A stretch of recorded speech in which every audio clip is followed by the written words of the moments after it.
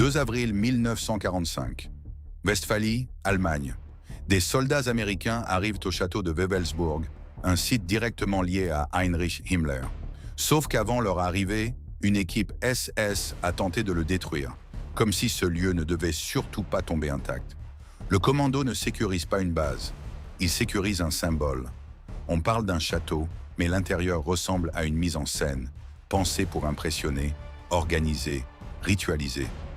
Wewelsburg n'est pas un décor improvisé.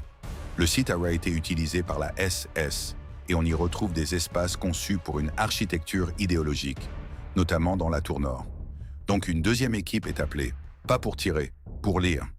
Une cellule de renseignement et des spécialistes capables de trier ce qui est militaire, ce qui est propagande et ce qui relève d'un programme idéologique structuré. Parce qu'il y a un nom qui revient quand on creuse le folklore d'État nazi.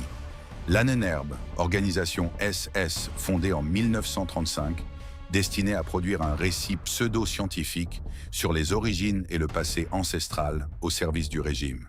Et c'est là l'anomalie. En 1945, au milieu d'une guerre industrielle, une partie de l'appareil SS a investi du temps, des moyens et des institutions dans un mythe officiel.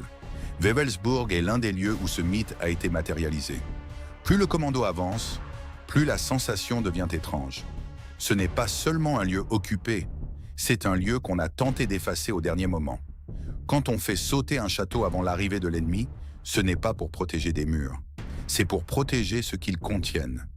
Et si Wewelsburg a failli disparaître fin mars 1945, combien d'autres sites ont été nettoyés à temps et combien de dossiers ont été récupérés, triés, puis enterrés parce que personne ne voulait expliquer ce que la SS essayait de construire.